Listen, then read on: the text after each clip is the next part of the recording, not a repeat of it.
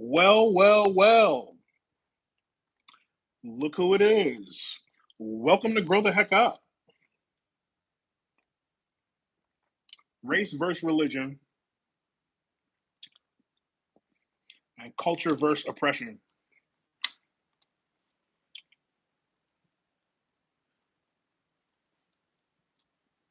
So, it's a lot going on in the culture.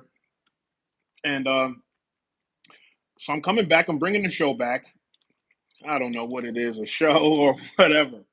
But I'm here. So much going on in the culture that I've been following and tracking with and having some good commentary on with some great brothers. So I think it's not my first time on YouTube Live, but I'm definitely not as acquainted with YouTube Live. So here I am, and we are back. So, man, so much, so much is going on. And, whether you're talking about, uh, Charleston White versus Ti, if you've been following that, whether you talk about Kanye versus so many people, as a believer, I see so many people, you know, divided on so many issues, divided on so many issues, and it's a growing process because I don't always know what I think about everything right away. So talking with people and discussing things helps me to think through some of these issues. And the oppression conversation is still happening.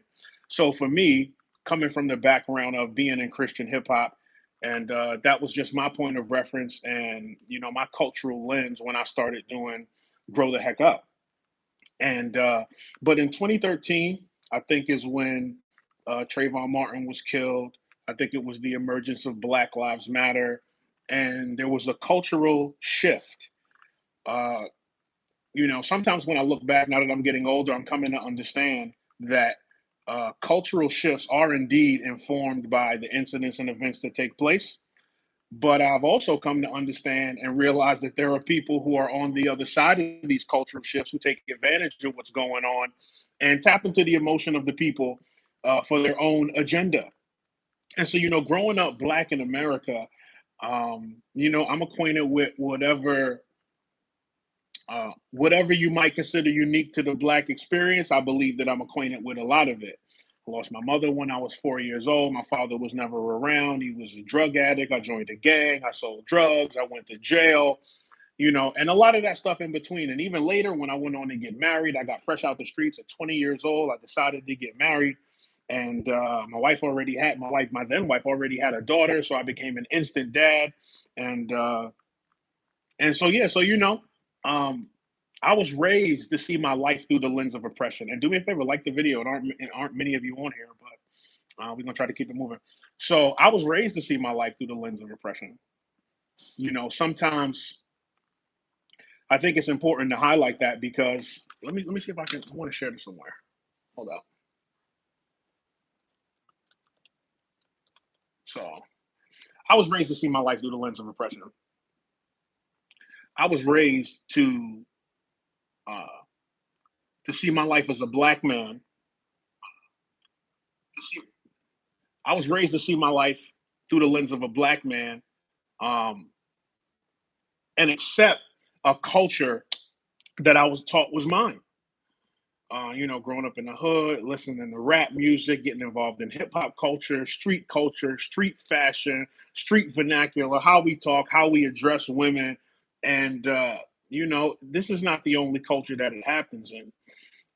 And I also used to see, when I first started to have awakenings in different ways, I used to see Black culture as like highly commercialized. And so I said, well, you can't really trust what you call Black culture because Black culture has been so culturally monetized and commercialized and all of that.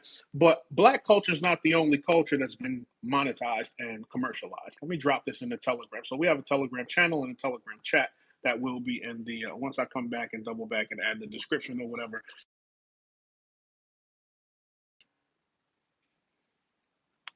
So, but Black culture is not the only culture that's been monetized and commercialized. During the Colin Kaepernick fiasco, whatever you want to call it, is when I learned that um, that the NFL had a partnership with, I think it might have been the U.S. government, military, to display the flag. So even the patriotism that we see in some segments of society has been co-opted and commercialized. So the flag on the field and all of that stuff in the NFL when you watch football, that's not because people decided to be patriotic and America loves the country. They have a deal with the US military and the government to display patriotism. So, I've grown in my beliefs and I'm always going to be growing in my beliefs. So, cut me some slack as I try to cut, people some slack as well. But I always like to say, well, you can't really trust Black culture because it's been so co opted and it's been so commercialized. But I realize that, in America, that's just what it is. You know, the powers that be, whoever you want to see them as, however you want to see them, have a vested interest in making people do what they want, as do, people at every level. And it's just, it really is a sight to behold when you watch the people tell you, don't trust the government, you know, but those same people kind of turn around and tell you which part of the government to trust. They tell you you can't trust the government. The government's killing Black people, and all of this kind of stuff, only to turn around and tell you to trust politicians who work for the government. Another hard pill to swallow is that not all culture is created equal. There are things that are in culture that absolutely are destructive, that people buy into and accept as culture. And for the believer, for those who are Christians, man, Christ got to be your highest identity. You can't really be out here putting your race on par, because I'm a Christian, but I'm still Black. I'm a Christian, but I'm still, I don't know. I guess there's merit to that. Hold on 1 second. 1 second. I guess there's merit to that because cultural experiences are unique. But hold on, I'm having some trouble here. Hold on a second, I'm new to this.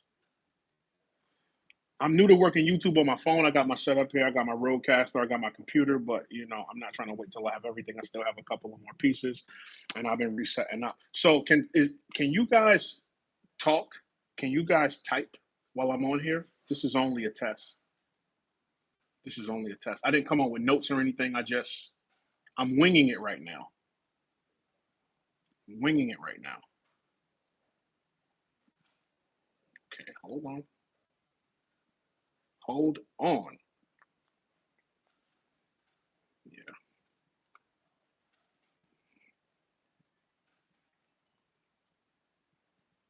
So yeah, I was talking to somebody today.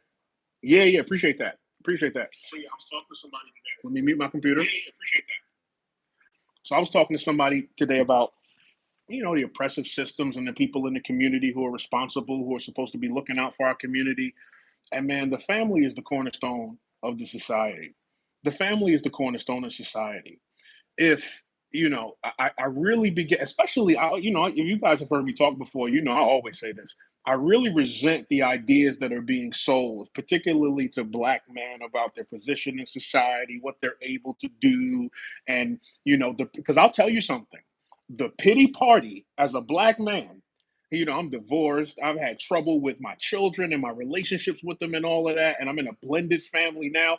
Listen, the the victim mindset that they are selling you, there will be no one there to pick up the pieces when you embrace that victim mindset. Can't do for myself.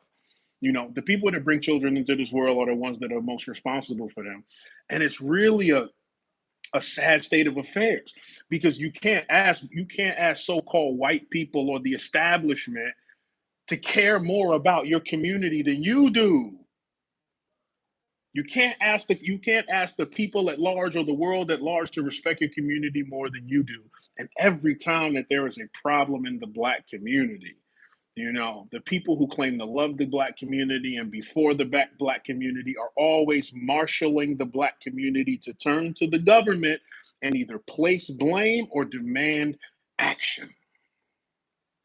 But the truth of the matter is, government does not fix culture. Government can't fix culture. It doesn't work. It never works. And also as a person who has married into a family that has white people in it who grew up poor, I see some of the same things that I used to think were only in the hood in the family that I'm now a part of, you know? So yeah, man. Yeah. Hold on. So this was just a test, and it's also just what I happen to be talking about today. I didn't have anything pulled up to talk about. What time is it now? So I'm probably going to be coming back and saying what's up probably about in an hour. Um, yeah, because I just wanted to get a little bit familiar, but I am going to be doing lives again. Grow the Heck Up is definitely back because I think that there's a lot of things I wanted to uh, that I still like to discuss and get into. So if you're listening, give likes, give comments. If you want commentary, let me know. And if you got something you want me to talk about, or if you got a topic you want me to address, hit me in the comments, say what's up, and let me know. So I'm gonna jump back on in a few, and I will holla. Peace. Let's grow the heck up.